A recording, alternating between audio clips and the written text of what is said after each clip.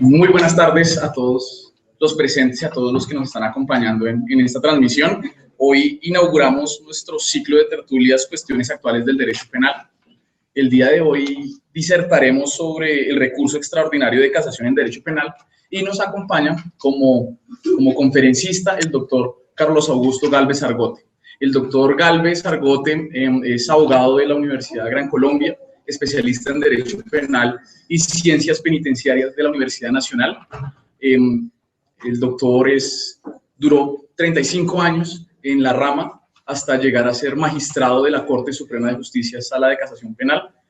Es catedrático de la Universidad del Rosario y de la Universidad Nacional, y para nosotros es un gusto, y personalmente para mí es un placer tener a mi maestro con nosotros. Entonces, los dejo.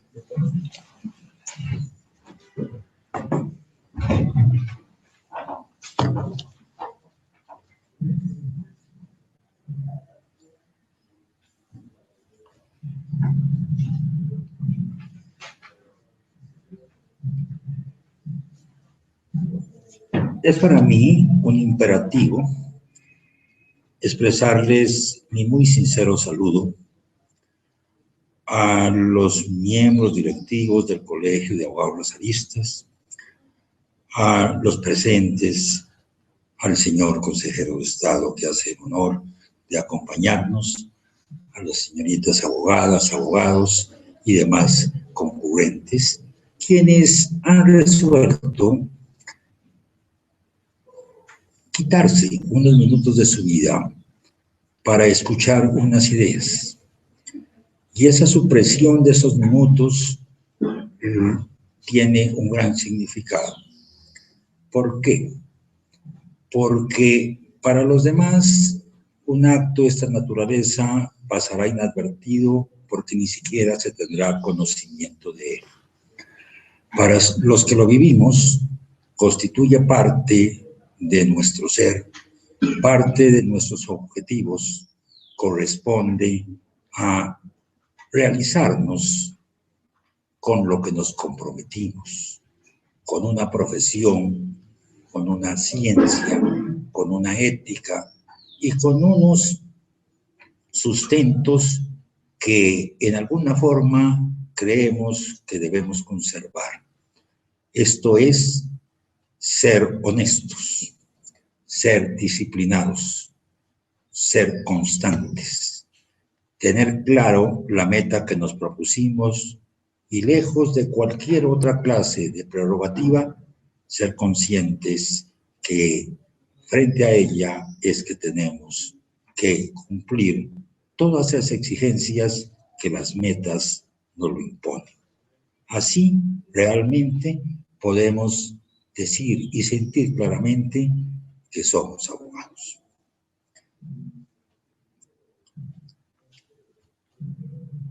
Con este preámbulo, entonces, vuelvo a agradecerles la deferencia que han tenido conmigo para exponer algunas ideas sobre el recurso de casación.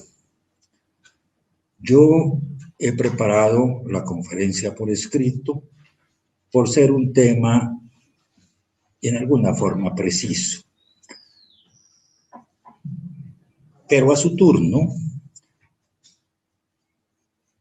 tendremos de ahí seguramente temas para poder intercambiar algunas ideas. Esta intervención la he intitulado A raíz de los cambios casacionales en el nuevo sistema acusatorio. Aproximemos el tema. Tratar sobre el recurso de casación ha sido y sigue siendo un tema prácticamente vedado, en cuanto está restringido a los especialistas en esta clase de recurso extraordinario, fundamentalmente por las exigencias técnicas que durante su evolución se han venido elaborando básicamente desde la jurisprudencia, tanto desde el punto de vista de su teórica comprensión como de su sustentación ante la Corte, lo cual, unido a los pírricos triunfos respecto de quienes se deciden en acudir a su interposición, hace que sean variadas las críticas que se suelen atribuir a esta modalidad impugnativa, generalmente centradas a la rama del derecho penal. Y en realidad, esta observación que a veces escuchamos en punto de la utilidad del recurso de casación, bien vale la pena meditarla si tenemos en cuenta estadísticas como la que he tomado del 2009, en la que se demuestra que de 265 demandas examinadas por la Sala de Casación de la Corte, Sala de Casación Penal, desde luego, de la Corte Suprema de Justicia en el 2009, se inadmitieron 230, que equivalen al 86%, contra 35 libelos admitidos que representan solo el 14%. Y de estas 35 admitidas, 23 lo fueron de oficio.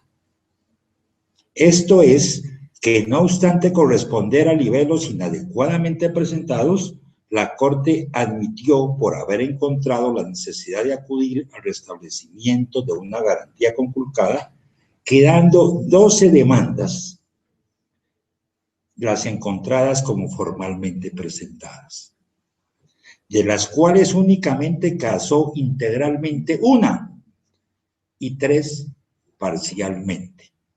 Y de las 23 admitidas de oficio, 5 lo fueron integralmente y 13 parcialmente, concluyéndose en estas condiciones que el grado de efectividad total en materia casacional penal estuvo en el orden del 0.00377%.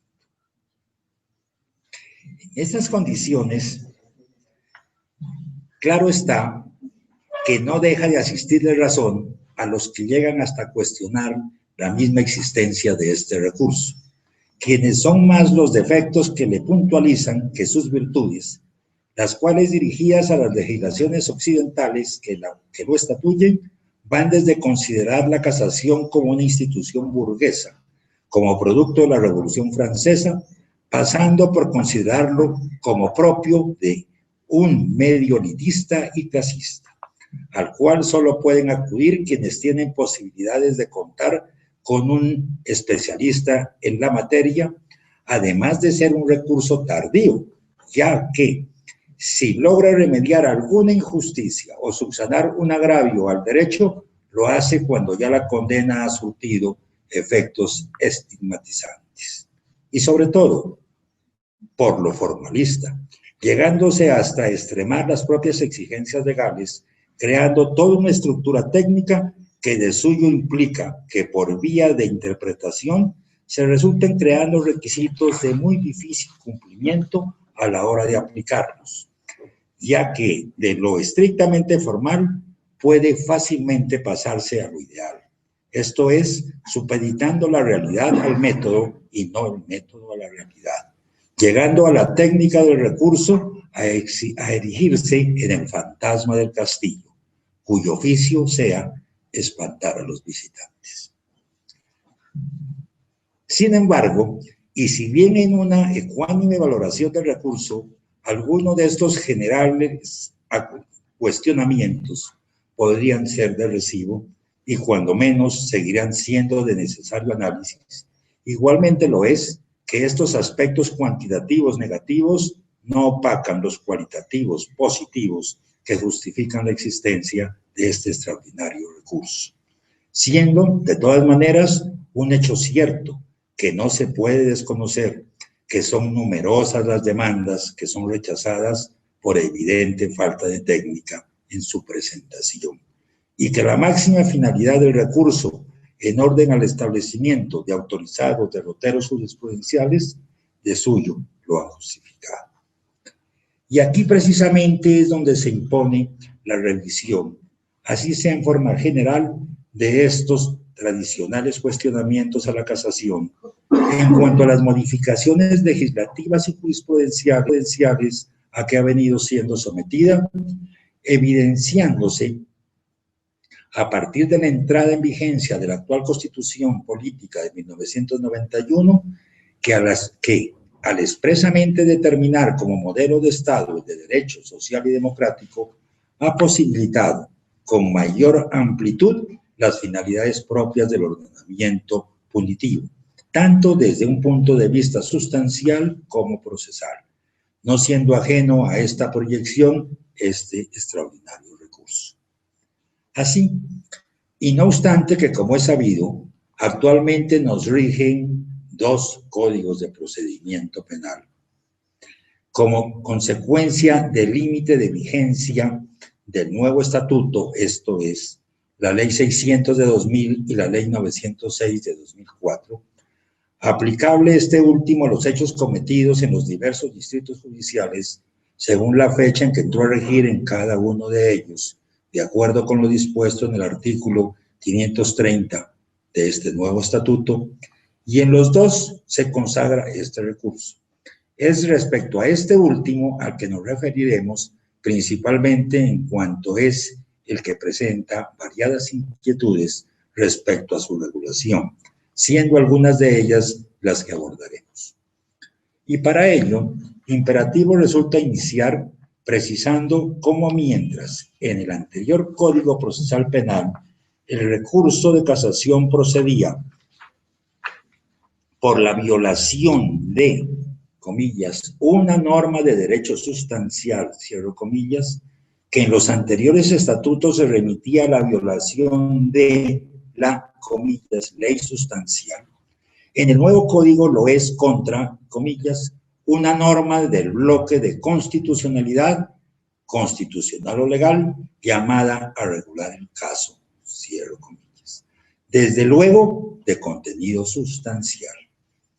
Con lo cual este recurso, como medio de control constitucional y legal, implica para la Corte Suprema de Justicia la tarea de verificar que las sentencias de segunda instancia se ajusten a la normatividad constitucional, especialmente en lo referente al respeto de los derechos fundamentales garantizados a cada uno de los intervinientes y que los fallos de los jueces se ciñan a la legalidad estricta. Siendo por ello, por mandato del artículo 180 de la Ley 906 de 2004, que los fines de este recurso están contraídos a la efectividad del derecho material, en punto de su supremacía con respecto a la mera formalidad, el respeto de las garantías de las partes y de los intervinientes y la reparación de los agravios inferidos a estos y la unificación de la jurisprudencia. Estos son entonces los fines que la nueva legislación debe perseguir el recurso de casación. ¿Cuáles serían los temas entonces objeto de análisis? Bajo este marco, y siendo que de acuerdo con la nueva regulación procesal, el recurso de casación ya no está limitado al quantum punitivo como antes, como lo es bajo la égida de la Ley 600 del 2000, como que ahora la Ley 906 de 2004 procede, comillas, como control constitucional y legal contra todas las sentencias de segunda instancia proferidas por los tribunales superiores del distrito, cuando afectan derechos y garantías fundamentales por las causales previstas en el artículo 181, que son las previstas en los artículos 33 y 34 de la Ley 906 de 2004.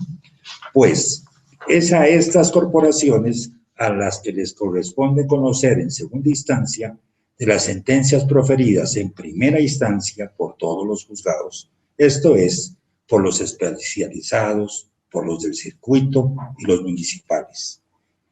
Y siendo en estas condiciones que se suprimió la casación excepcional, es decir, que con la nueva regulación, en virtud de la cual procede contra todas estas sentencias dictadas por el tribunal, se suprimió la denominada casación excepcional prevista en el Código de Procedimiento Penal del 2000 para aquellos casos en que no procedía la casación ordinaria.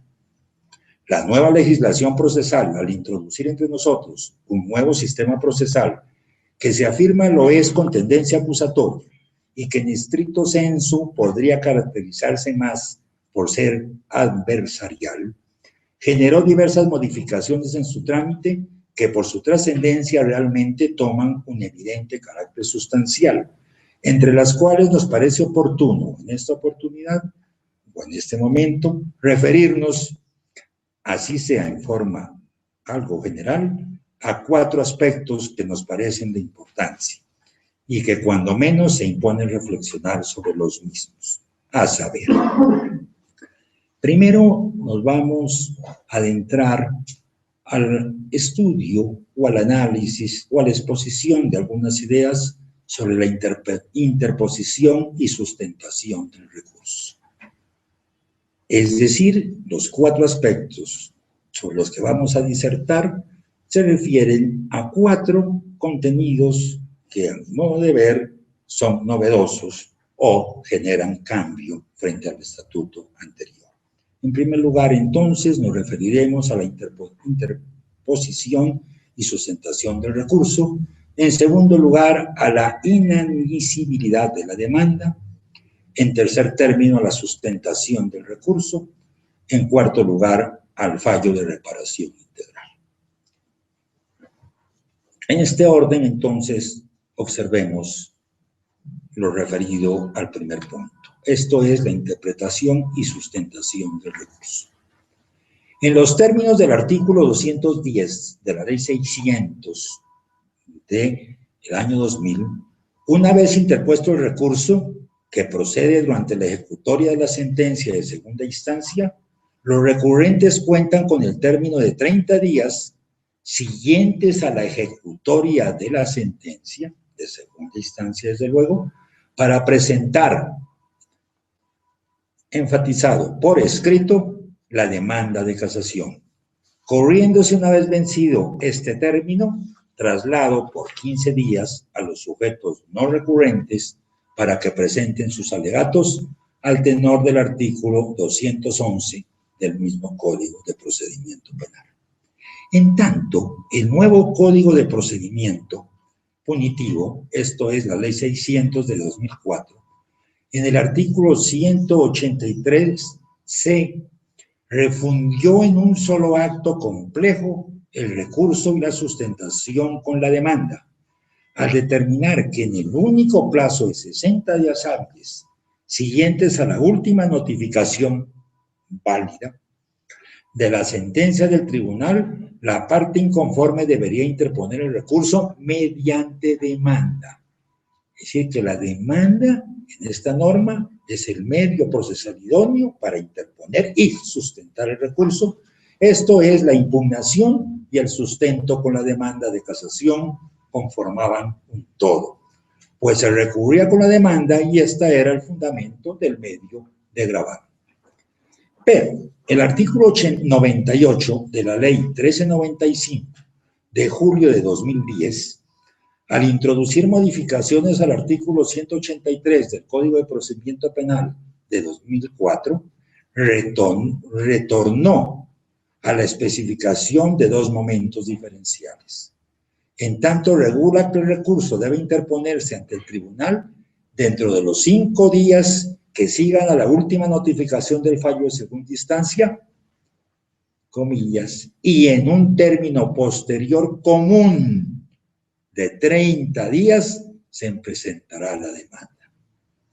Como puede verse, al ser reformada la norma originaria de la Ley 906 de 2004, respecto del término para presentar la correspondiente demanda sustentatoria del recurso de casación, de 60 días individuales para cada recurrente a 30 comunes, se produce aquí una importante modificación que en ninguna forma puede tomarse como meramente formal o sin trascendencia respecto de la verdadera garantía del derecho de defensa.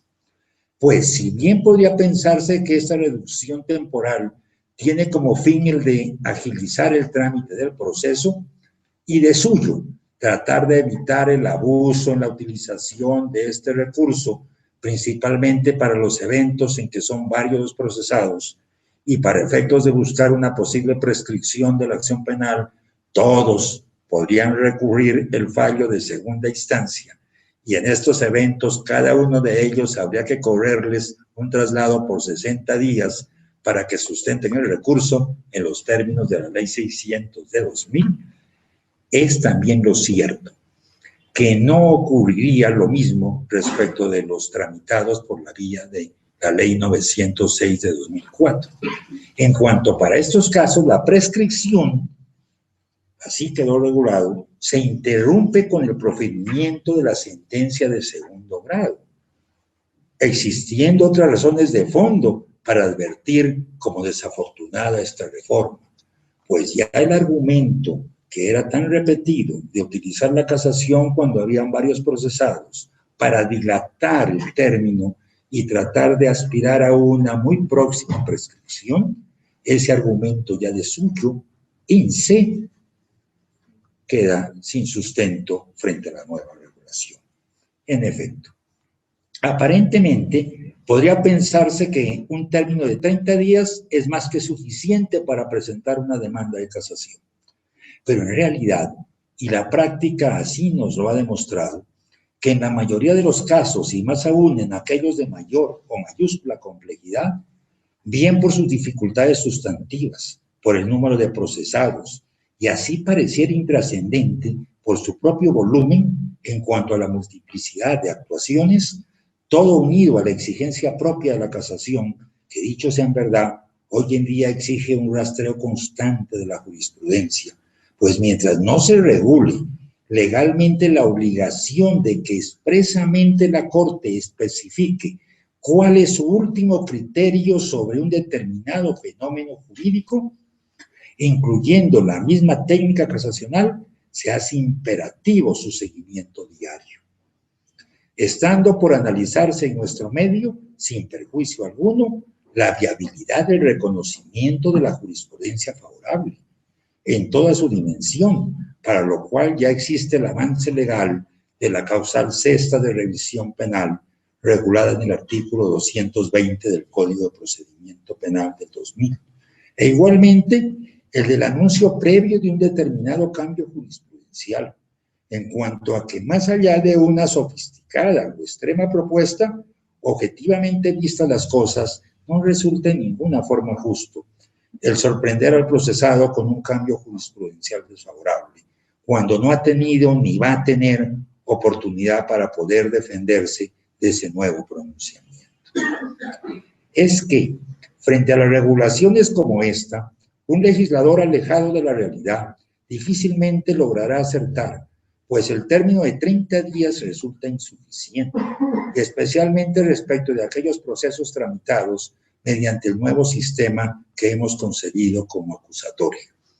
Pues desde un punto de vista pragmático, y sin que puedan entenderse estas inquietudes como salidas de una determinada seriedad científica, sino por el contrario, acudiendo a los imprescindibles elementos fácticos que deben sustentar las regulaciones normativas, es verdad que además del propio estudio detallado de un proceso para efectos casacionales, de suyo complejo, en la práctica, una tal actividad está precedida de una especie de, comillas, logística judicial, que lejos de la teoría es la que se vive diariamente, que se inicia con la propia obtención de las copias de las actuaciones procesales en los tribunales, hoy recolectadas mediante medios magnéticos, momento desde el cual de entrada ya empieza a reducirse ese término, que mientras son entregadas ya está corriendo, teniendo en cuenta que en la mayoría de casos, por no decir que prácticamente en todos, su expedición es menos expedita que lo imaginado por el legislador. Desde luego, si estos aspectos fueron tenidos en cuenta, pues con seguridad ni siquiera fueron advertidos. Pero además, ante esta exigencia de la propia sala de casación, ante la exigencia de la propia sala de casación penal de la Corte, en el sentido de que la demanda, las citas que se hagan deben serlo con las respectivas transcripciones, señalando el récord exacto de la grabación, es decir, los minutos y segundos a que correspondan. Esto exige un previo y denso y extenso trabajo transcriptivo, amén del tiempo necesario para escuchar las grabaciones, generalmente extensas, lo cual termina reduciendo más de lo esperado el referido término de los 30 días para la elaboración del libelo, tornándose en una verdadera lucha contra el reloj, la sustentación de un recurso de tanta complejidad y tanta trascendencia como el de la casación, siendo una necesidad que dicho término de traslado a los recurrentes deba regresar a los 60 días que preveía la ley 600, pues si bien ya fue demandada esta disposición última, es decir, la de la ley 906, con argumentos similares a los expuestos ante la Corte Constitucional, por resultar desconocedora del derecho de defensa, es también lo cierto que ésta se inhibió para considerar que esta clase de fundamentos fácticos incidieran en la constitucionalidad de las normas demandadas, lo cual nos hace recordar la irónica respuesta que en alguna oportunidad, con su calurosa sencillez, nos contaba quien fuera uno de los más brillantes magistrados y doctrinantes que ha tenido el país y que han pasado por la Corte Suprema de Justicia en su sala penal. Me refiero al profesor ya fallecido, Luis Enrique Romero Soto. Cuando recordaba una vez que cuando se retiró de la Corte por haber cumplido la edad de retiro forzoso, al haberle a alguien solicitado que le presentara una demanda de casación, le respondió negativamente, manifestándole que no estaba en condiciones de hacerse cargo de tan complicada labor, porque eso necesitaba tiempo. Y además, si bien acababa de desempeñarse como magistrado de la Corte, comillas, lo que él sabía era rechazarlas, pero no hacerlas.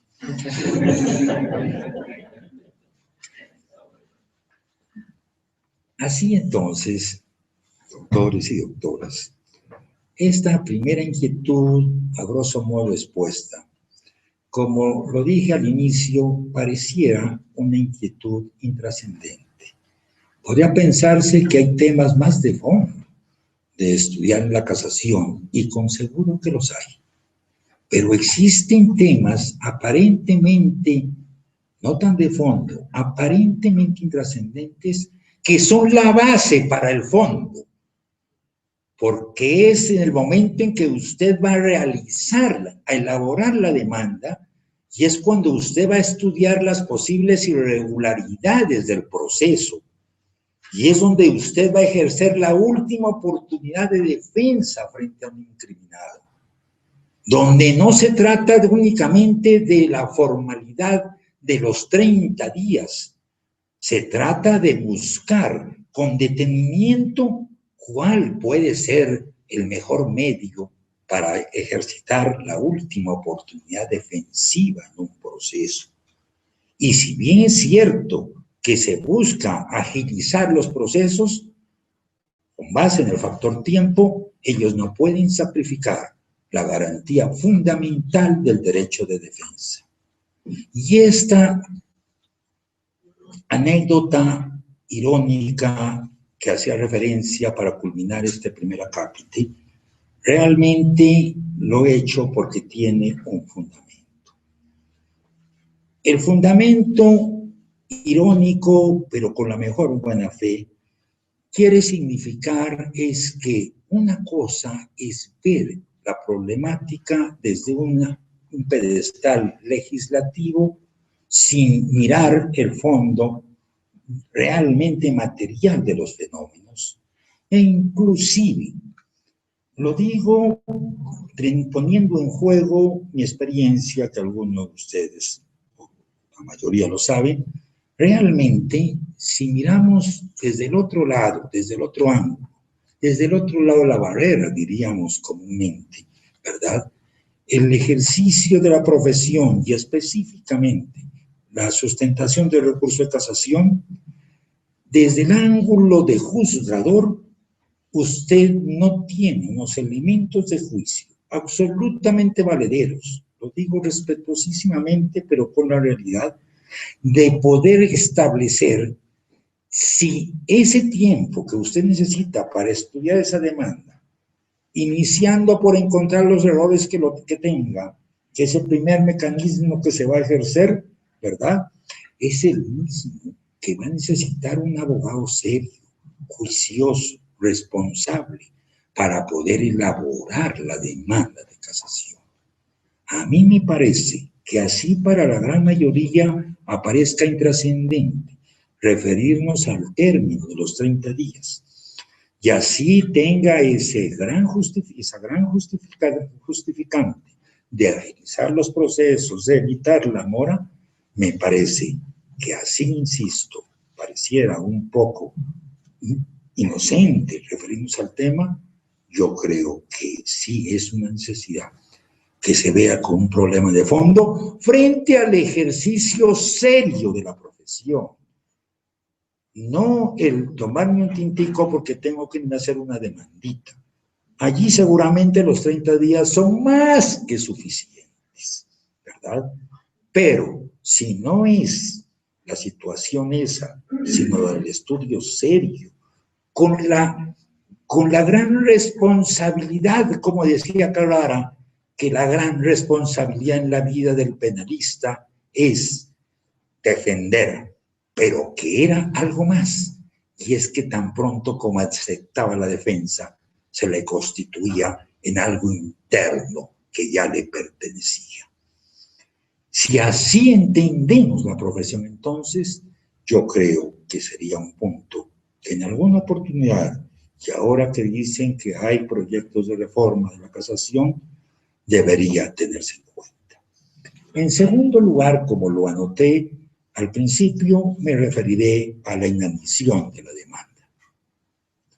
A diferencia de lo regulado por la Ley 600 de 2000, el nuevo Código de Procedimiento Penal, Ley 906 de 2004, como ya lo sabemos, no establece los, comillas, requisitos formales de la demanda, como lo hacía la ley anterior, limitándose a disponer en el artículo 183 que durante el término de 30 días comunes para todos los recurrentes, de acuerdo con lo recientemente estipulado por el ya citado artículo 98 de la ley 1395 de 2010, modificado por el modificatorio del artículo 183 del Estatuto, comillas, se presentará la demanda que de manera precisa y concisa señale las causales invocadas y sus fundamentos.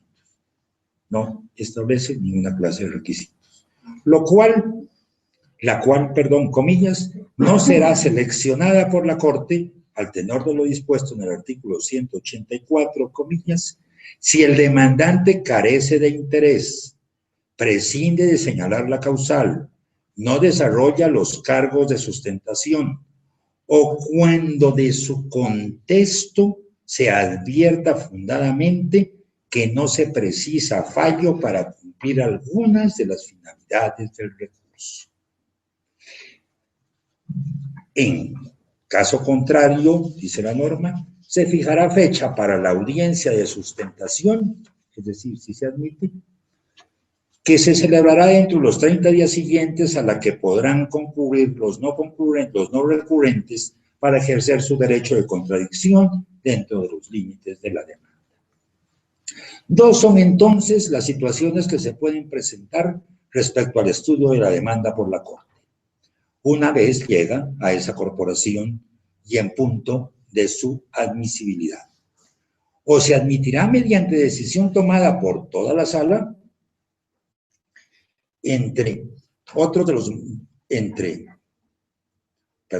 o se inadmitirá mediante decisión tomada por toda la sala, entre otros de los motivos referidos, comillas, cuando de su contexto se advierta fundadamente que no se precisa fallo para cumplir alguna de las finalidades del recurso, o se admitirá, caso en el cual el magistrado ponente únicamente procederá a fijar fecha para la audiencia de sustentación.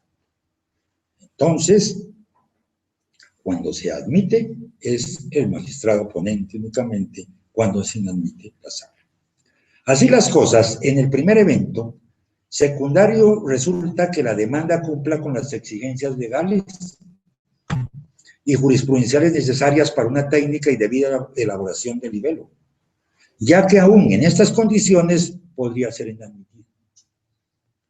Y si bien, como la nota lo advierte, un profesor, que entiendo es magistrado auxiliar de la Corte en la Sala Penal, doctor Velázquez Niño, en una obra que sacó, editó hace unos 2 años, a nuestro modo de ver en forma acertada, lo que él dice, y con el evidente fin de tratar de limitar al máximo esta amplísima facultad que le da la ley a la Corte, afirma, tal determinación, dice él, siendo magistrado auxiliar de la Corte, insisto, tengo entendido que sigue en ese cargo, tal determinación solamente es admisible cuando la confrontación de la demanda con los fallos de instancia y el escrito y audiencia de acusación permitan responder los cuestionamientos, ya que, comillas, cuando se requiera la revisión y estudio de todo el proceso,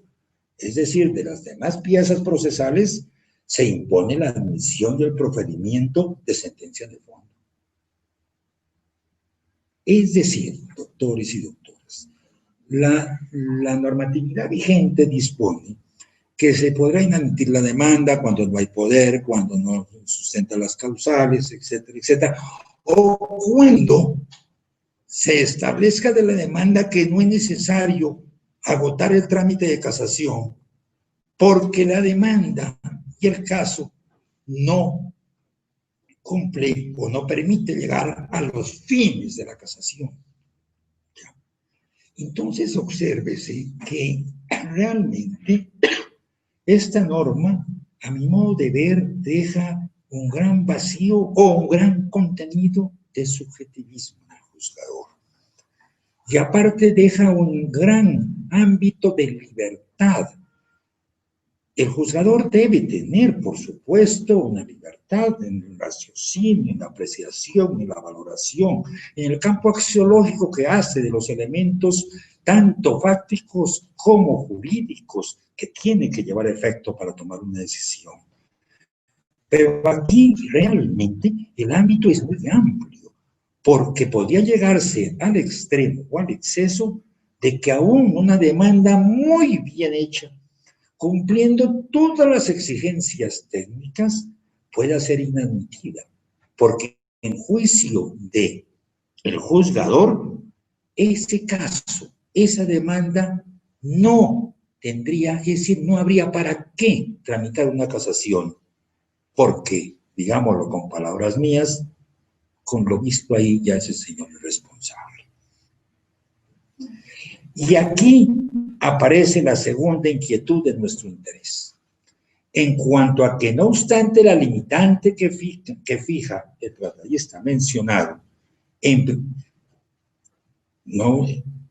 repito, aquí aparece la segunda inquietud de nuestro interés, en cuanto a que no obstante la inquietud que fija el doctrinante mencionado, en principio constituye un esfuerzo importante que hace para tratar de restringir esta amplísima facultad que le da la ley a la Corte, es también lo cierto que de una parte, de acuerdo con la literalidad de la norma, esta potestad está limitada, única y exclusivamente a la valoración de la demanda y no a los fallos de instancia y el escrito y audiencia de acusación. Pues en estas condiciones el análisis de la demanda va a estar confrontando con la prueba y los argumentos debatidos en el proceso, que es precisamente lo que no pretende la norma al limitar esa facultad al contexto de la demanda, comillas, sin que sea dable entender que cuando la ley se refiere a que, comillas, cuando de su contexto se advierta que no se precisa fallo para cumplir algunas de las finalidades del recurso, la expresión contexto está permitiendo valorar integralmente el proceso o las pruebas, o la acusación y los fallos de instancia, pues en estas condiciones lo que se estaría posibilitando es el proferimiento de un fallo anticipado. pues a la postre, mediante la confrontación de dichos actos procesales, se está accediendo a la prueba fundamento de la sentencia impugnada, desconociéndose el debido proceso, adelantándose en esencia la decisión de fondo, pues puede darse el evento en que, no obstante reunir la demanda a las correspondientes exigencias técnicas, sea inadmitida, precisamente porque en criterio de la Corte va a carecer de éxito si se adelantara el trámite correspondiente y se impusiera proferir el fallo casacional respectivo.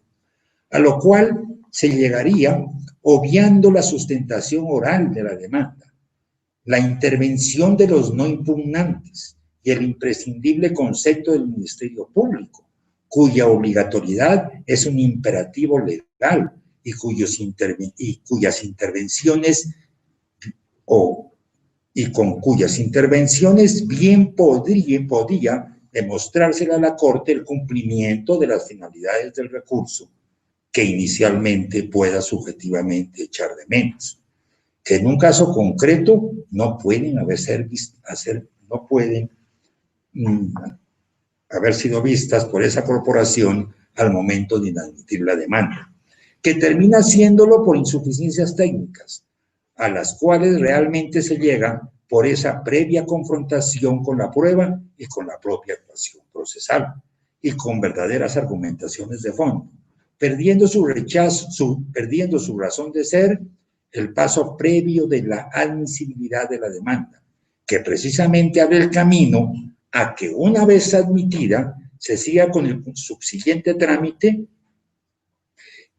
en el cual se puede escuchar al Ministerio Público, a los no recurrentes, para allí sí proceder a la decisión de fondo mediante el correspondiente fallo de casación y, por supuesto, al mismo recurrente.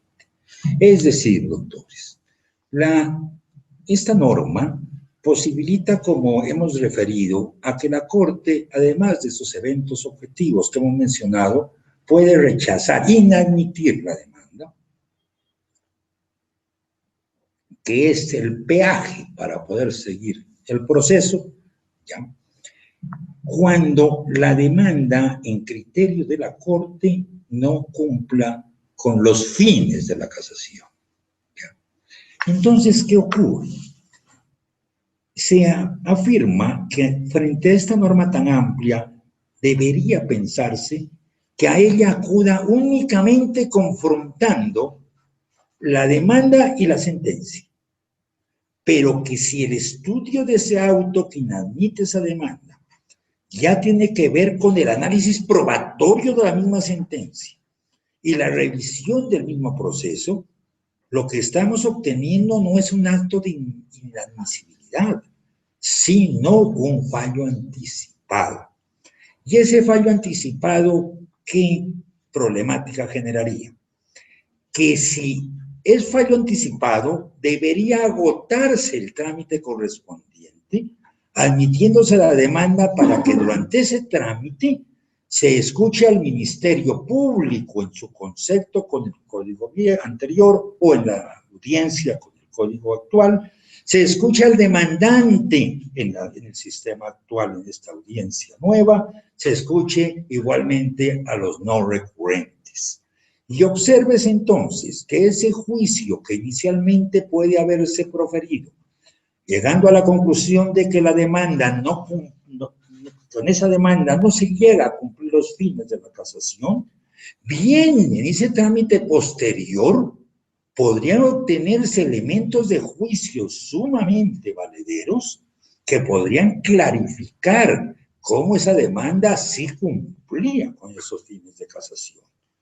Y allí quedó ya el asunto, porque obsérvese, y quisiera volver a insistir, el auto proveído de admisión del recurso es fundamental para el trámite de casación, ¿ya?, que hoy en día, lo digo con la mejor buena fe desde luego, la admisión de la demanda hoy en día tiene en la vida de los abogados penalistas, casacionistas, un efecto distinto al de hace algunas décadas. Hace algunas décadas se esperaba el gran triunfo, si lograba el casacionista, que la Corte le casara un fallo. Hoy en día ya es un gran triunfo que se la admita. Y aquí, y si bien se podría afirmar que al facultarse a la Corte en los términos del artículo 184 de la Ley 906 de 2004, a, comillas, superar los efectos de la demanda para decidir de fondo, es decir, el Código actual trae una norma, ya una vez regulada esta posibilidad, esta alternativa, entre otras, de rechazo de la demanda, trae otra disposición que es el artículo 184, en el que le obliga a la Corte, al estudiar la demanda y al decidir, superar los defectos de la demanda para decidir de fondo, ¿ya? Atendiendo a los fines de la casación, fundamentación de los mismos, posición del impugnante dentro del proceso e índole de la controversia planteada, ¿ya? Cuando se observare que procede la aplicación de una causal diferente a la invocada por el demandante. Pero entonces, ¿qué ocurre? Aún con esta disposición, ¿verdad?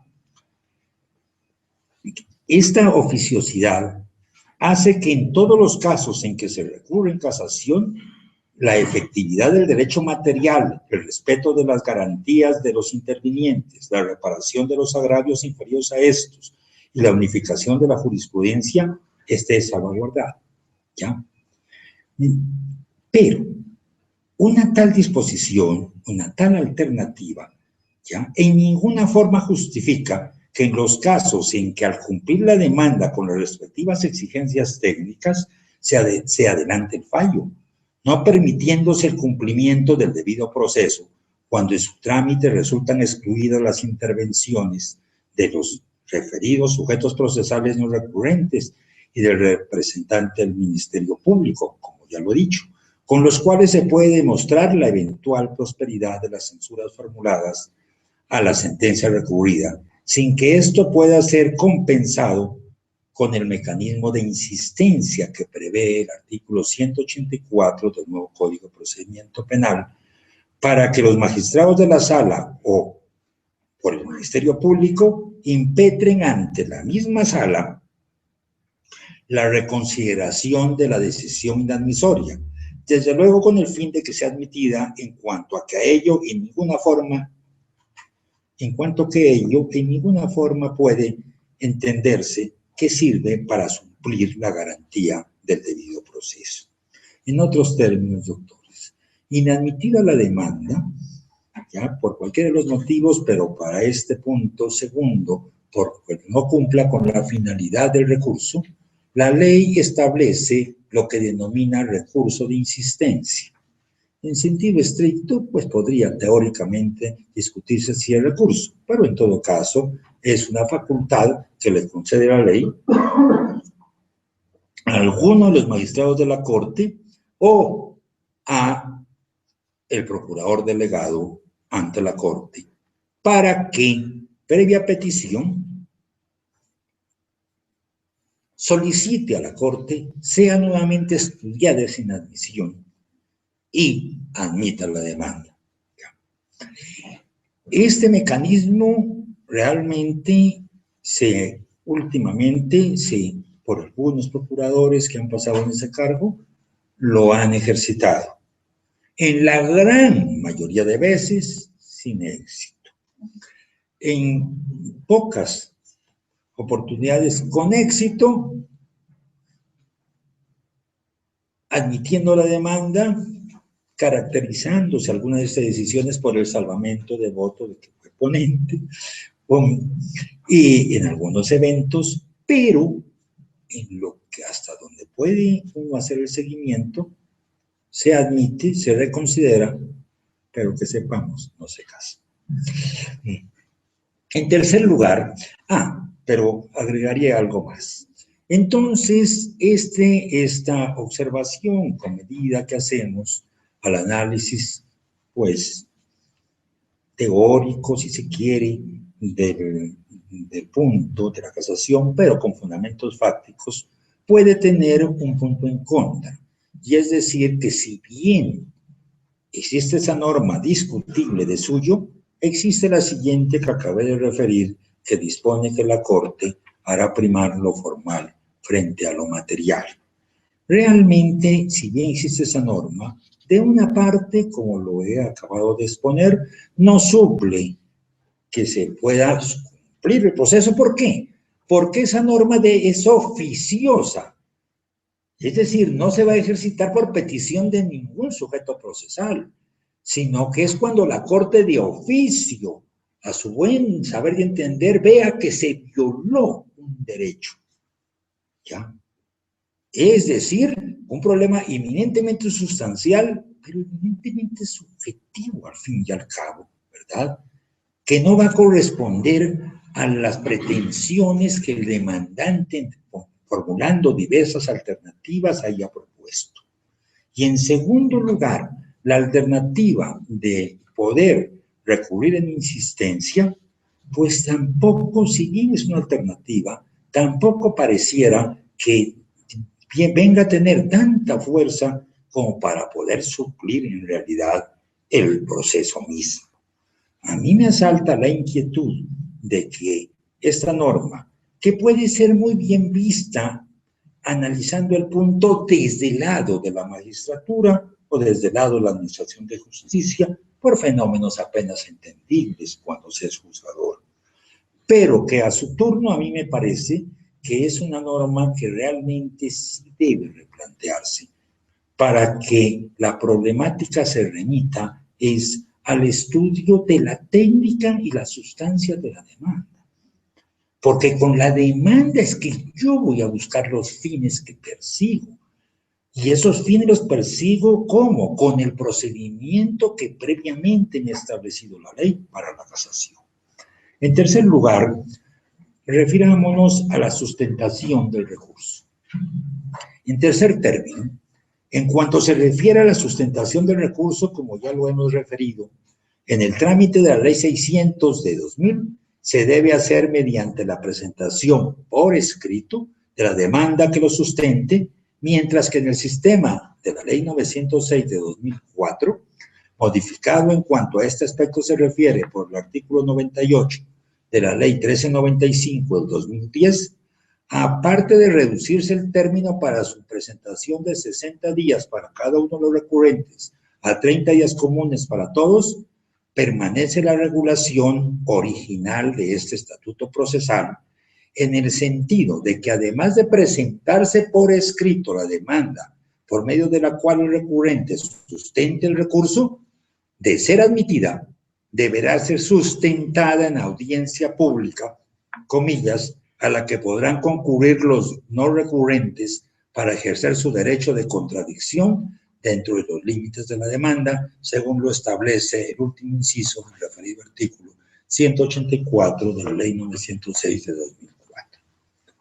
Ante esta regulación, sea lo primero observar lo inconsistente que resulta esta regulación o esta normatividad para evitar el pleonasmo. En cuanto tratándose de un sistema oral, no es comprensible que a la altura del último recurso y el de mayor importancia dentro del trámite del proceso, como es el de casación, se vuelva a la forma escrita. Y esta incoherencia se torna más profunda al disponerse que de ser admitida la demanda, se cite, comillas, de la ley, a audiencia de sustentación. Pues en principio habría que resaltar lo superflua que resulta, si se tiene en cuenta que el escrito de la demanda lo es precisamente para sustentar el recurso. Es decir, que esto, lo cual indicaría que este extraordinario recurso exige una doble sustentación. Y efectivamente lo es. Yo he escrito indicaría. Debíamos de decir en forma asertiva. Es decir, es una doble sustentación. Una escrita y otra oral. Lo que a todas luces resulta un contrasentido jurídico. Quizá por ello es que en la práctica la Corte ha restringido inusitadamente la intervención del demandante para que intervenga, comillas, no repitiendo lo expuesto en la demanda. ¿Por qué? Comillas, ya es conocida por la Corte.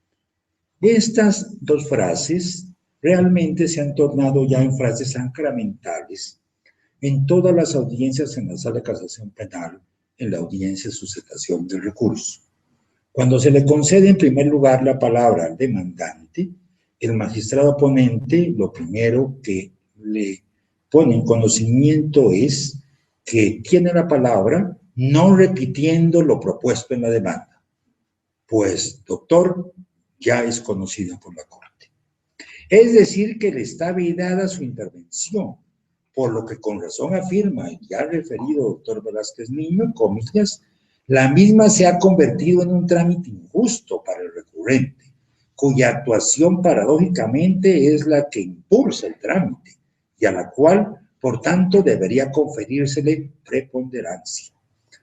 Pudiendo sí el demandante, de acuerdo a reciente jurisprudencia de la Corte, me refiero a un auto de 8 de febrero del 2012, con ponencia del doctor José Luis Barceló Camacho, en el radicado 38.020, ¿ya? Dice en esa decisión, pudiendo si el demandante, de acuerdo a la reciente jurisprudencia, intervenir para, comillas, oponerse o coadyuvar a los sujetos no recurrentes entendidos como partes o intervinientes.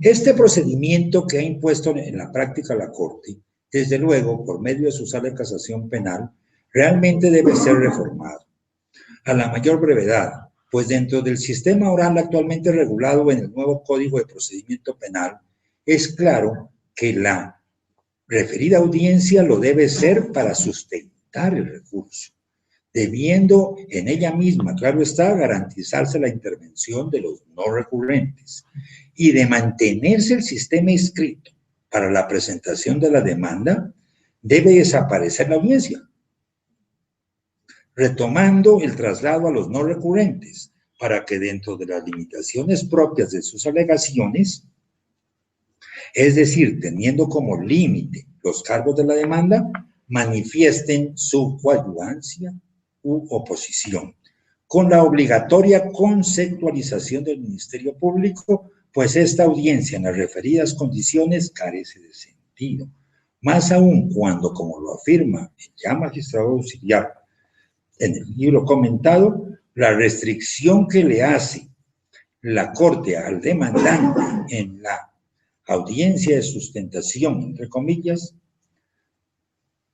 para que no se refiera a lo ya expuesto en la demanda, porque el libelo, comillas, ya es conocido por la Corte, comillas, del autor, no parece coincidir con la realidad, pues, en esencia, de ella solamente se ha enterado el magistrado ponente, y de ello no nos cabe la menor duda, digo yo, pues el solo trámite del recurso así lo permite colegir, pues si el auto que admite la demanda únicamente es dictado por el magistrado sustanciador, distinto al que la inadmite, que lo profiere toda la sala, es evidente que el resto de los magistrados no han tenido oportunidad de conocer la demanda. Y en estas condiciones realmente esta clase de audiencia carece de sentido, a no ser que se le permita al demandante realizar integralmente la sustentación, debiendo ser en este momento en el que, previo el pronunciamiento de fondo, se resolviera por parte de la sala sobre su admisión. Pues es otra verdad de apuño que mientras la admisión es solo proferida por el magistrado ponente, de los llamados rechazos in limine, excepción del ponente, los demás magistrados integrantes de la sala no tienen oportunidad de conocer las demandas, sino el proyecto que aquel presenta. Pero es que, además, en punto del procedimiento práctico con el que se desarrolla esta, comillas, audiencia sustentación, surgen importantes aspectos que no es dable que se pasen como desapercibidos.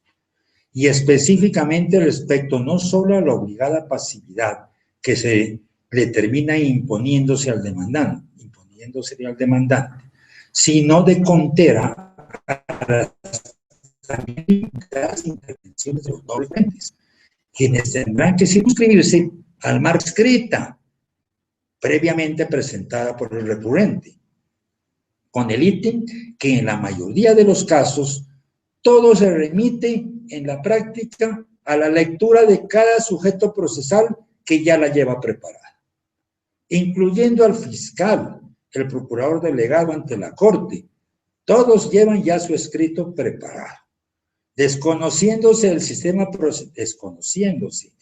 procesal bajo el cual se adelantó el proceso, que lo ha sido bajo el acusatorio, exigiéndose su oralidad, en virtud de la cual, y frente a, comillas, la igualdad de armas entre las partes, estas pueden intervenir para evitar que en la sustentación del recurso o en la intervención de los no recurrentes su contraparte trate de incorporar elementos materiales probatorios o evidencias físicas nuevas para que tomen el carácter de pruebas, ya que el momento para ello, para este momento procesal, ya estaría superado.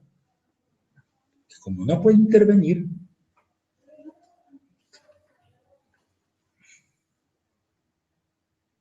o acudir a nuevos argumentos distintos a los expuestos en la demanda, pues en este sistema el juez se ve imposibilitado de contrarrestar su uso, correspondiendo la objeción u oposición de estos procederes únicamente a las partes.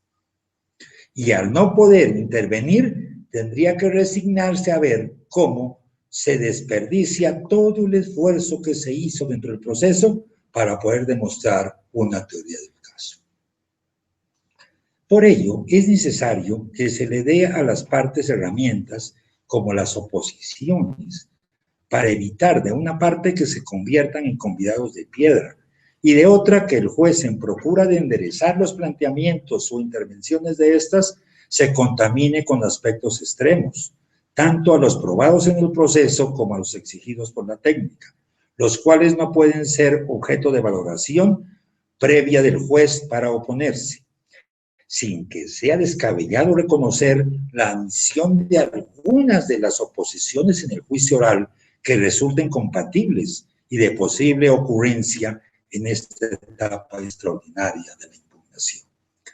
Y esto es importante, porque como está diseñado actualmente el trámite casacional, con la referida mixtura entre inquisitivo y acusatorio, al exigirse la doble sustentación del recurso, escrita y oral, bien podría aprovecharse la sustentación oral para darle la dimensión que corresponde a un proceso que en sus dos instancias previas se ha surtido mediante el sistema oral, para que esta audiencia se desarrolle dentro de este contexto y no en el verdadero sinsentido que hoy en día tiene, pues todo se ha remitido a una simple formalidad, en la que, como se ha visto, el recurrente prácticamente no puede intervenir, por la sencilla razón que sus censuras ya las ha expuesto previamente en la demanda escrita y, por tanto, comillas, nada nuevo podrá exponer. Y en cuanto se refiere a los no recurrentes y al Ministerio Público, sus intervenciones se contraen a la valoración que hizo de la demanda escrita, presentada previamente por el recurrente, generalmente leídas en el mismo acto, sin que les sea autorizado a las partes proponer objeción alguna a estas intervenciones. En cuarto lugar, me referiré, y último término, a un fenómeno que realmente no he visto que se plantee, pero me parece que es interesante, y lo refiero como contraído al incidente de reparación. Y aquí, en cuarto lugar, aparece otra inquietud, no menos importante que las anteriores, y quizá de mayor trascendencia sustantiva.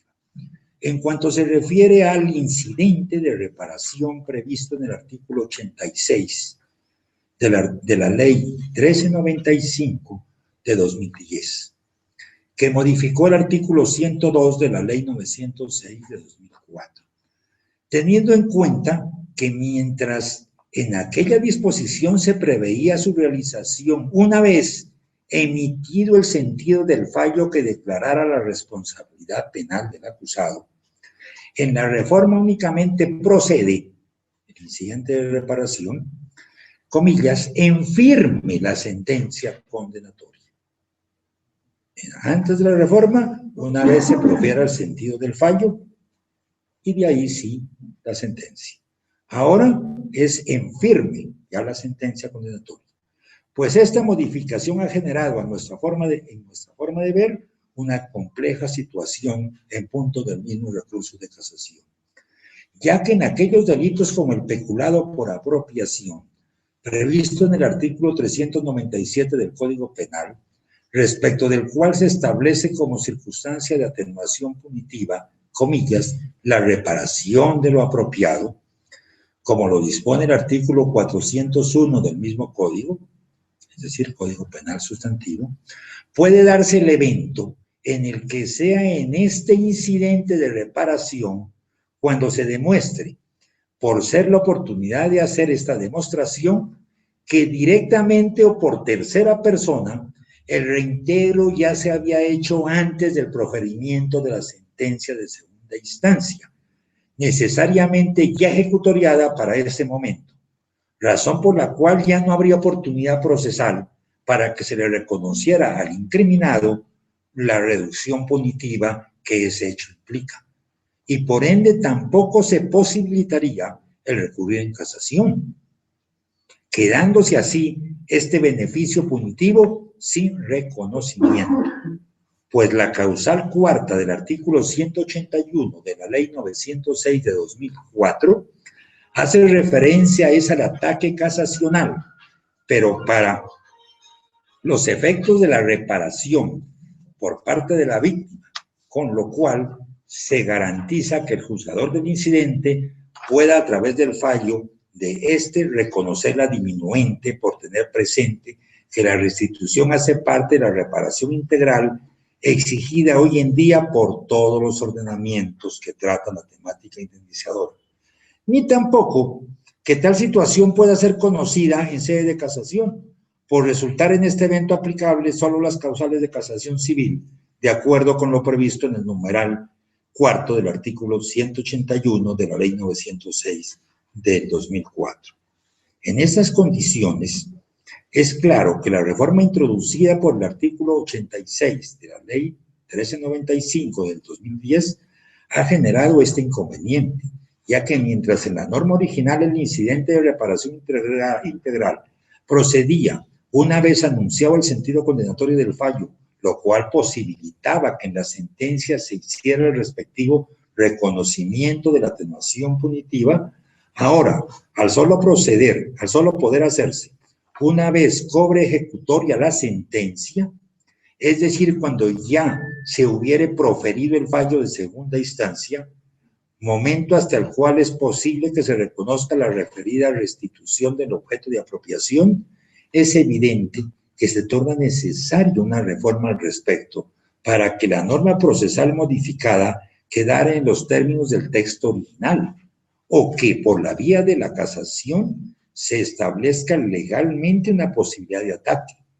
o cuando menos que se tuviese un desarrollo jurisprudencial al respecto que pudiera ilustrar una solución a tomar sobre este punto.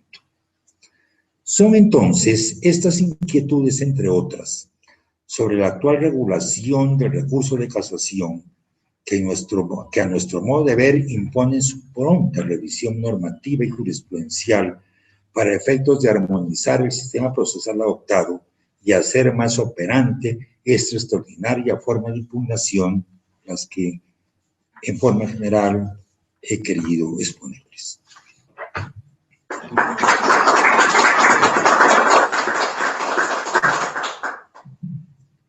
Los escucho, doctora, de los casacionistas.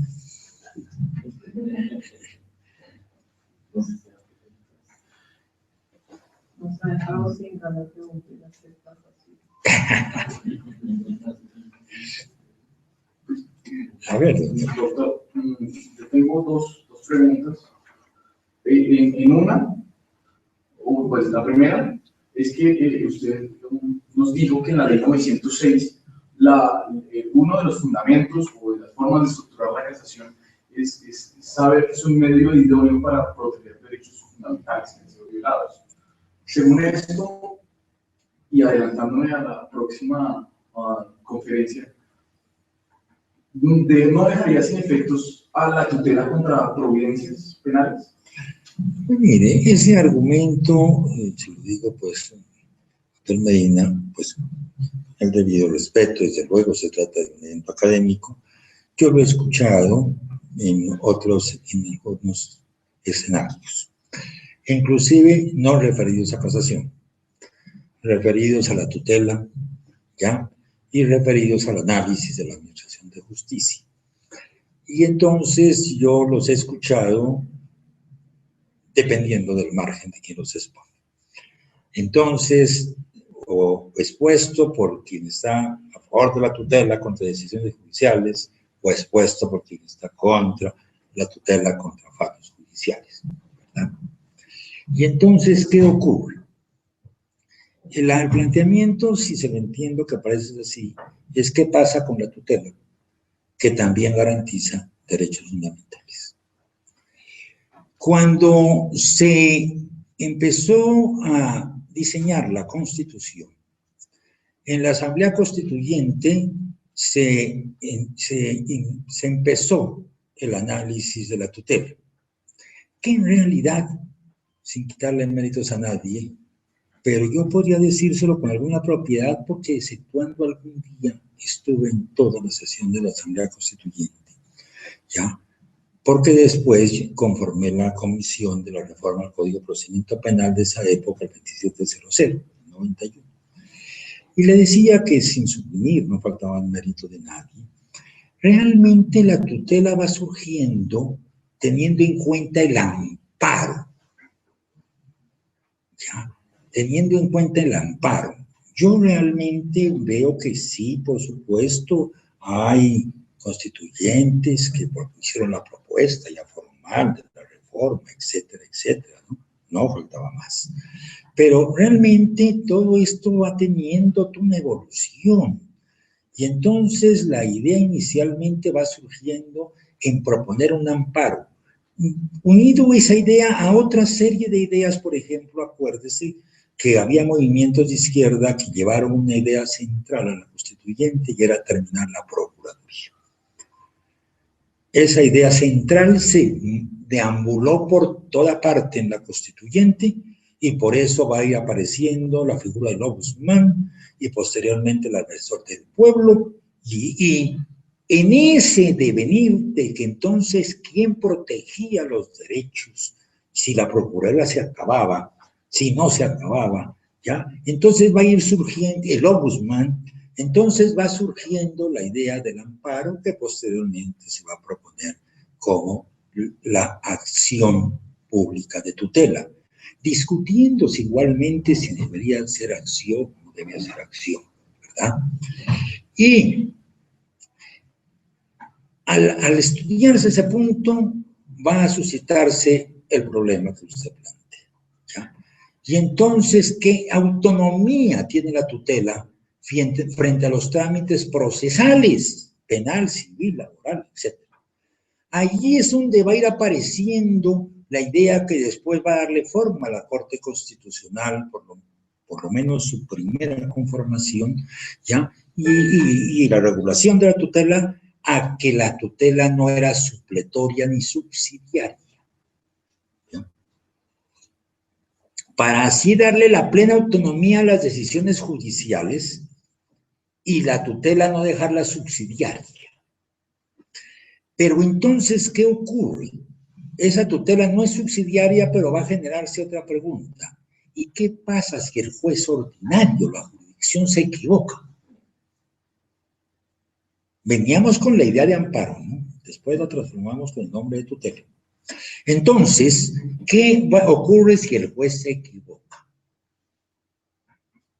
Si el juez condena a un inocente, y allí va a suscitarse nuevamente los debates, y entre otros en la Comisión Quinta, que era la encargada en ese tiempo, en ese esa división de la Asamblea Constitucional, con la Asamblea Constituyente, para discutir problemas de justicia. Entonces, se va a discutir qué ocurre. Entonces se va a decir, no, el juez sí puede equivocarse. El juez puede equivocarse. Y va a ser suficiente que quede reconocida como acción pública y después va a venir las normas que la regulan. Entonces va a venir el decreto 2591, el decreto de la tutela, ¿verdad? Y va a regular. Y va a estudiar las normas que regulan, las más positivas que regulan, y se va a pronunciar la Corte Constitucional con ponencia del doctor Vladimir Naranjo. Y va a estudiar entre esos, si mal no estoy, el artículo 40. Y se va a tratar de establecer allí si la tutela puede proponerse, puede incoarse, diríamos técnicamente, contra las decisiones judiciales.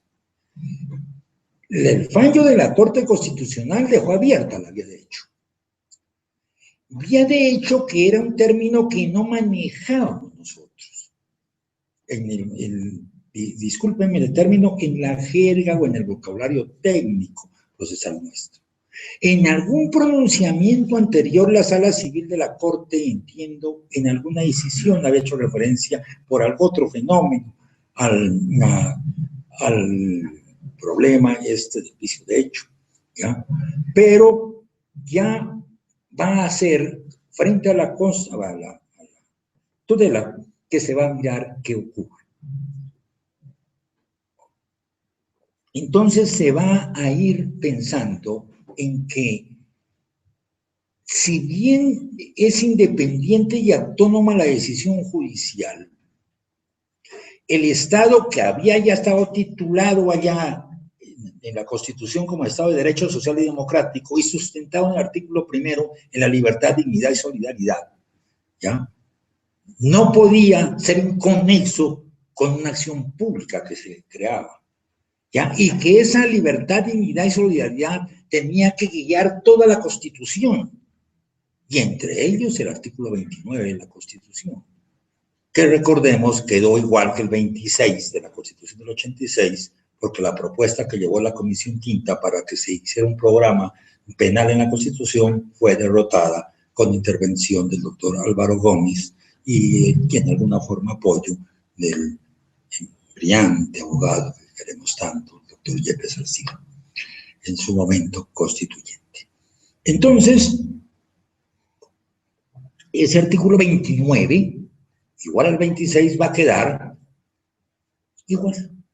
Que en Colombia no se podrá aplicar la ley sino de conformidad, no se podrá juzgar a nadie sino de conformidad con las leyes preexistentes al momento en que realice el acto que se le impute, ¿ya?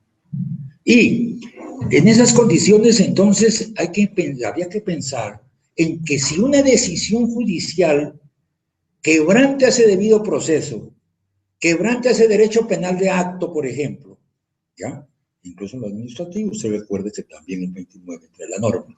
Entonces, ¿qué pasa si esa norma es resultante de este sustento de dignidad, libertad, solidaridad, y este triángulo, esta pirámide, sustenta el Estado de Derecho Social y Democrático? Entonces, habría que entender que cuando se desconoce de plano, cuando se desconoce abiertamente la ley, la prueba, nos encontraríamos en lo que empezó a hacer carrera y hoy en día ha hecho en alguna forma carrera, la vía de hecho. Esa expresión vía de hecho va a empezar a entrar entre nosotros, ¿ya? Y esa vía de hecho se va a ir complicando. Ya no va a ser solo el vicio, sino que van a venir unos pronunciamientos de la Corte Constitucional con integrantes posteriores que ya la han convertido en algo más difícil y más complejo que la casación. La tutela que aparece en la Constitución y así fue sugerida, aprobada, presentada como una acción informal, hoy en día, frente a la vía de hecho, básicamente contra los fallos judiciales, teniendo en cuenta los muy últimos pronunciamientos de las últimas cortes, ya es más difícil que una casación.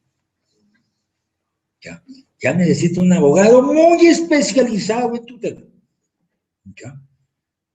Porque ya hay una serie de requisitos que depende de la vía de hecho, si es sustantiva, si es procesal, si es anterior, si es posterior, si la norma es esta, si la norma es aquella, pase la otra hoja, y con estas sentencias de la alegría de leer, ¿verdad? Entonces, la problemática se ha ido complicando. En ese orden de ideas, entonces, doctor Medina, ¿qué pasa?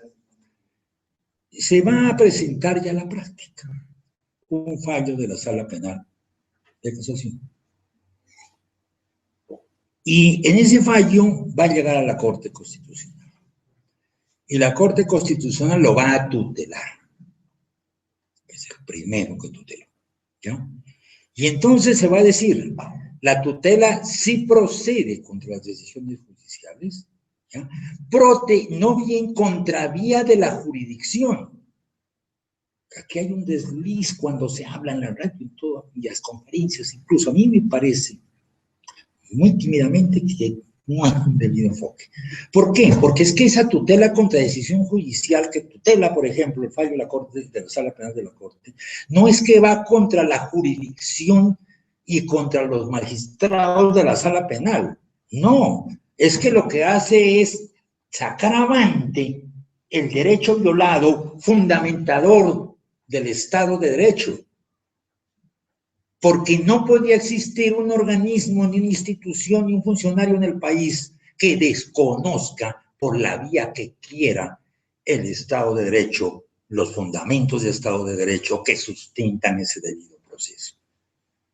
Entonces, el argumento de cierre que siempre predicamos, habría que verlo no como límite, porque es que como límite tiene muchos argumentos a que estemos todos a favor, de que sea límite, de que ya haya un cierre, de que esto no se vuelva indefinido, claro, pero es que ese cierre no puede servir de pretexto, nunca en un Estado de Derecho, para que una decisión abiertamente injusta, ya, pueda no ser, pueda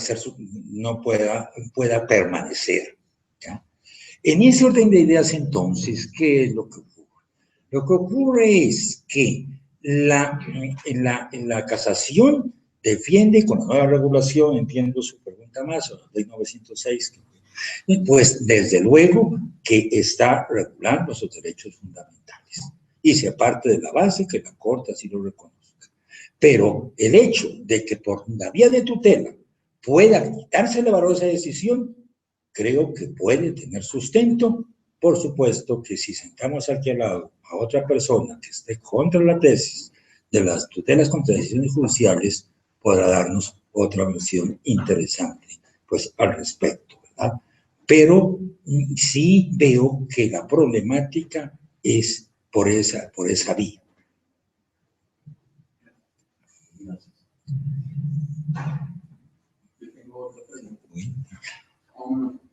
Como usted nos ha explicado, doctor, que la Corte o los magistrados, al momento de admitir la demanda de casación, miran más allá de la demanda y de la sentencia y están mirando hasta las pruebas. Podría llegar a tratarse o de desdibujarse el recurso extraordinario de casación para volverse el extraordinario recurso de tercera instancia. No, vean, es que en primer lugar es lo siguiente. En el Código del 71, en el Código del 80 y en los códigos anteriores, el del 38, de 1968, teníamos un título en el procedimiento penal que se refería a los recursos extraordinarios. Y los recursos extraordinarios eran dos, la casación y la revisión. Y así siguieron. Código del 38, el Código del 80, los siguientes, del 2000. Así siguieron, no, del 2000 no, anterior, ya del 71, sí, y el del 80 siguieron como recursos. ¿Qué va a pasar? Va a pasar que en el Código de 1991, que le acabé de referir, el decreto 2700, ya que lo elaboró esa comisión técnica que generó la norma, una de las normas transitorias de la Constitución que creó el Congresito, y el Congresito creó una comisión técnica para elaborar el Código de Procedimiento Penal, que se dijo era urgentísimo porque se estaba estructurando el cambio del sistema inquisitivo al acusatorio, con tendencia acusatoria. Entonces allí se estudió el punto.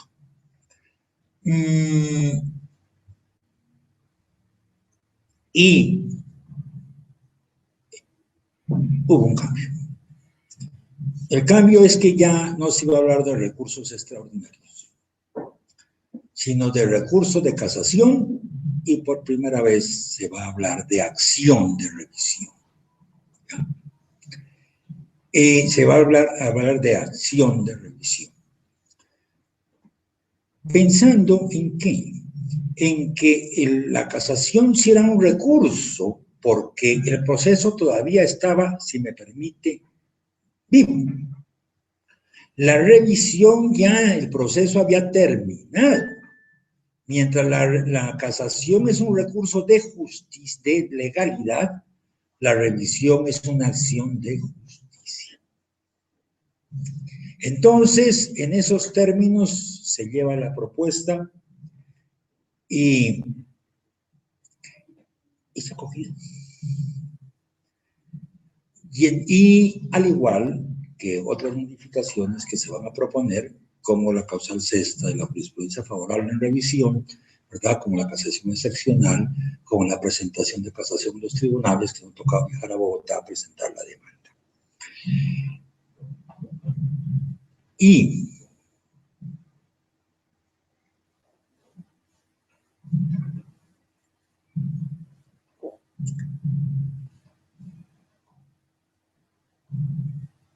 al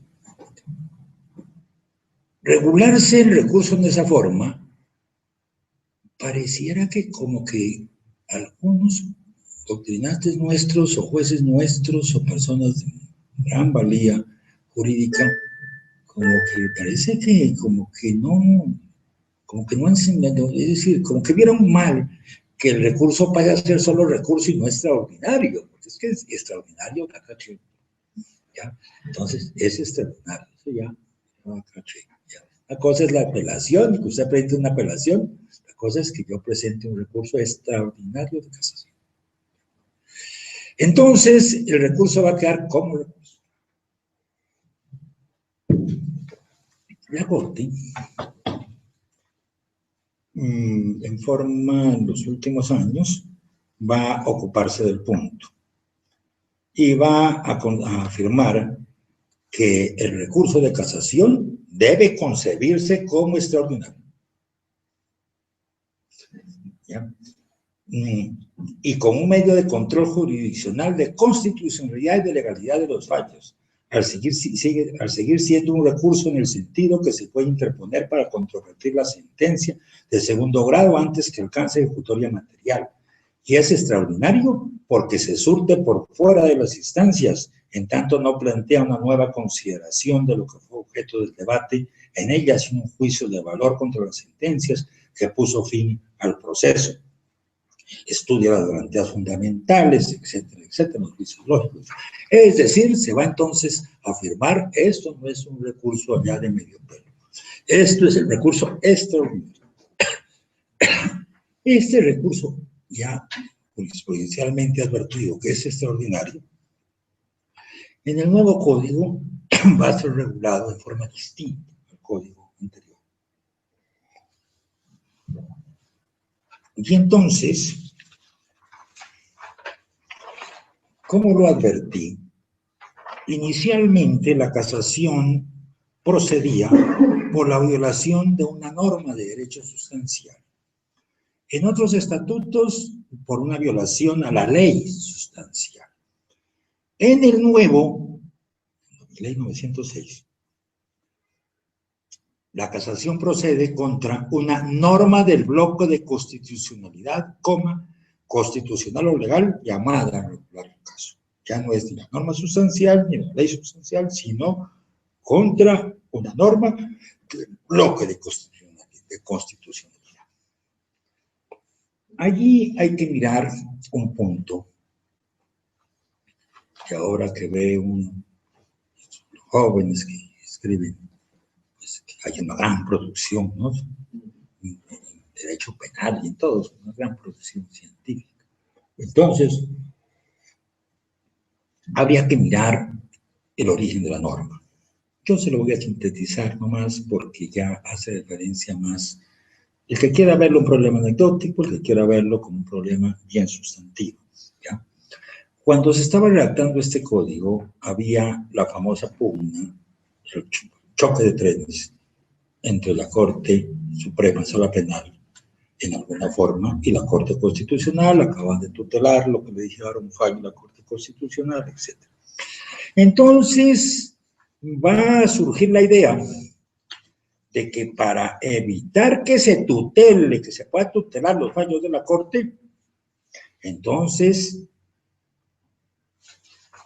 la casación ya no procedería únicamente contra la norma de derecho sustancial o contra la ley sustancial. Estoy contando una chiva, ¿ya?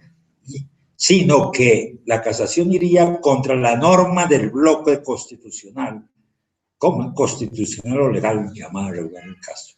Es decir, que entonces ya la tutela no podría proceder contra los fallos de la Corte.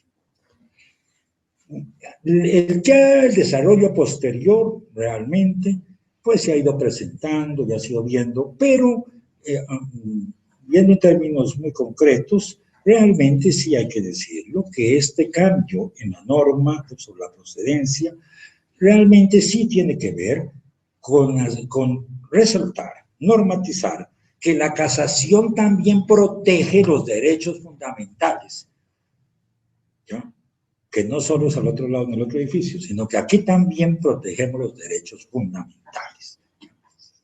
En ese orden de cosas, tendríamos que decir que la tutela entonces carecería de procedencia frente a las decisiones de casación, ¿ya? Sin embargo, eso, entiendo, no ha sucedido. En estos términos, vemos entonces que, me decía usted que la norma del fin del recurso, ¿por qué se rechazaba? ¿O eso únicamente? Sí. Entonces, ¿qué ocurre? Entonces, allí habría que mirar, ¿ya?, hasta dónde va el alcance. A mí me parece que el alcance de esta norma hace referencia a que el objeto del recurso es mirar y reclamar, buscar que se subsane vicios que hayan violado mandatos constitucionales o legales.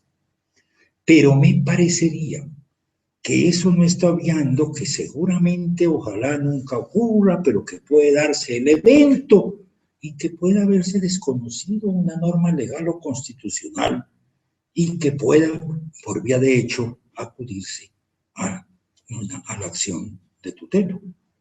Me parece a mí que realmente, si pudiese haberse tenido inicialmente la idea de que con este cambio de la procedencia del recurso se cerraba esa vía, a mí me parece que muy seguramente eso no se logra. ¿Listo? ¿Alguien no tiene algo que decir? Miren, entonces permítanme que yo plantee una sola inquietud. Y es la siguiente, reiterando mis agradecimientos. Miren, el recurso de casación, doctores y doctoras, sí es un recurso máximo que sí encierra realmente dificultad en su elaboración como una acción de nulidad, ya en lo administrativo. Entonces, en verdad, el recurso de revisión sí es un recurso de alguna complejidad, que creo que debe seguirse respetando, aún con las estadísticas que le leí, ¿verdad? Y si la leyera del 2013, pues se nos desocupa al azar. ¿Ya? A mí lo que me parece realmente el recurso sí tiene dificultad. Yo lo que creo también es que el recurso, si bien la técnica tiene su problemática, pues también creo yo que hay que irlo entendiendo y seguirlo entendiendo en términos tanto jurídicos como filosóficos reales. Es decir, que esas finalidades como que recuperar el derecho material, etcétera, los agravios, etcétera, realmente puedan materializarse. Es decir, entender que la exigencia técnica del recurso, por ejemplo, hay una exigencia general en la demanda general, ¿ya? Y es que la norma no puede ser, la demanda no puede ser contradictoria y hay que respetar la autonomía de las causales, ¿ya? Entonces, ¿qué ocurre? Pues eso es cierto, pero también hay que entender que cada causal también tiene su técnica, es decir, hay una doble técnica, una técnica general y una de cada causal, ¿ya? Entonces, entender que el principio de no contradicción, filosóficamente, pues es muy importante, interesante. En realidad sí debe pensarse que la demanda sea coherente, que no sea contradictoria, pero también entenderla, ¿ya? Entender dentro de las posibilidades que presentan los mismos hechos y presentan las mismas causales, ¿ya? Ahora, yo no quisiera, por supuesto, no es este el momento para ir más allá, pero yo sí creo que esta clase de recursos, como sucede en las demás ramas del derecho, me parece que se deben estudiar, que se deben profundizar, ¿verdad? Y yo no creo que se aprenda solo con un juramento. Muchas gracias.